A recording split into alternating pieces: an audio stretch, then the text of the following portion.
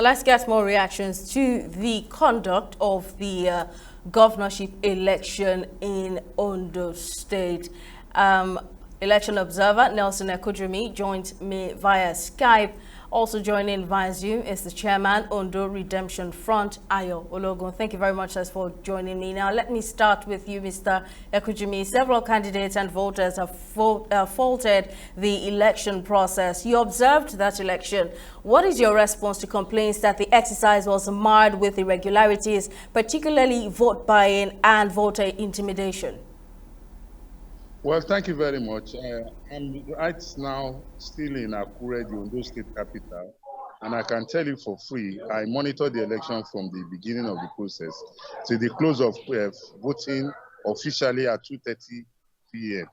But if anybody is ascribing that the election was marred by irregularities and vote buying, then I think as a journalist, we need to ask them to substantiate that by availing the courts after the announcement and declaration of results. But from what we have seen, INEC arrived early at the polling stations this morning. In some polling stations, INEC got there as early as 6:40, 6:45 a.m. And in most polling stations across the state, by 8:30 a.m., accreditation and voting had commenced. So INEC did its job perfectly well. Voters in some areas were large, we had large turnout, and in some other areas, we had turnouts that were low.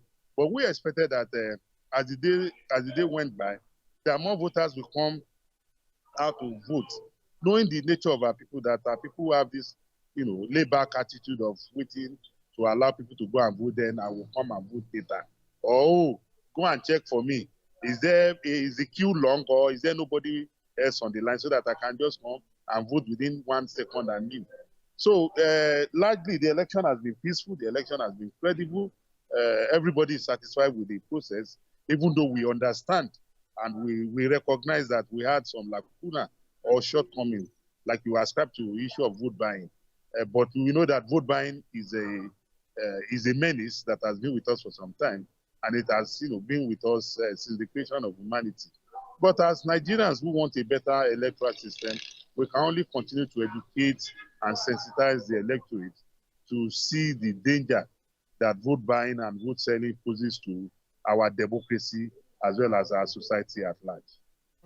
Let me come to you, Mr. Ologun. What's your general assessment of the Ondo governorship election? Did the process meet your expectations? Well, I'm afraid we lost Mr. Ologun there. Let me come back to you, Mr. Nelson Ekujumi.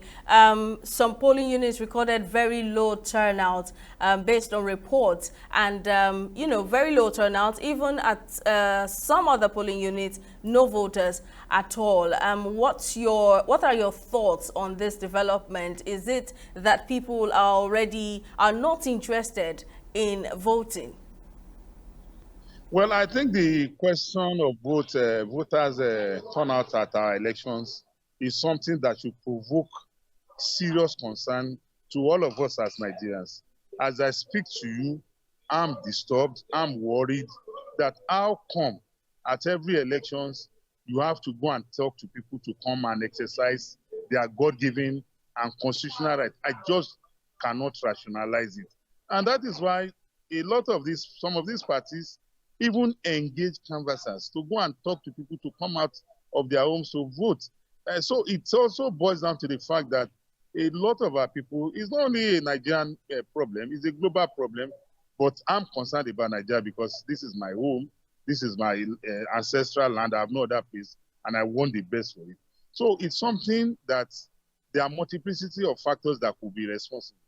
But as people want a better society, what we can do is to research and find out what is the reason behind. Is it because our people are illiterate? The mass of, don't also forget, it's a truism that the mass of our people are largely illiterate. Even educated ones, we are even talking about the illiterate who are not coming out to vote. Even educated ones. If we do a survey of those that participated in the elections, you recognize that it's a mix.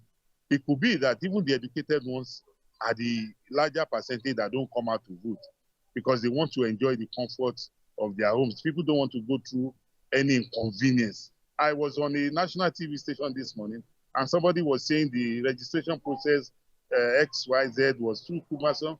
And I said, look, the walk to freedom is a long walk. It's not a tea party. So Nigerians must be ready to pay the price to ensure that we sustain this democracy. To wait. Thank you, Mr. I'm sorry I have to cut you short. Let me go back to Mr. Ologun, who is back. Mr. Ologun, what's your general assessment of the Ondo State election? And also, how would you react to reports of low voter turnout in some polling units? Well, thank you very much. The low turnout of voters is not just in some polling units. It cuts across the entirety of the landscape of Ondo State. And this is not unexpected. If you look at the figure of those who registered to vote in this election, it was about 2.2 million or thereabout. Eventually, only about 1.7 million took their voters card. That being substantially about 400 to 500,000 individuals registered but did not turn up to collect their voters card. And I projected, while speaking on one of the national conventions this morning, that if you look at the trajectory of the record of voting in Ondo State, no governor since 1999 till now has won an election in Ondo State with over 500,000. The margin has always been between 350 to 500,000 votes for the winner, which means, just like I projected in the morning, that less than 900,000 might likely vote in today's election, which is just about half of the total number of those that collected their voters card. And that is only what played out. And this is not unexpected.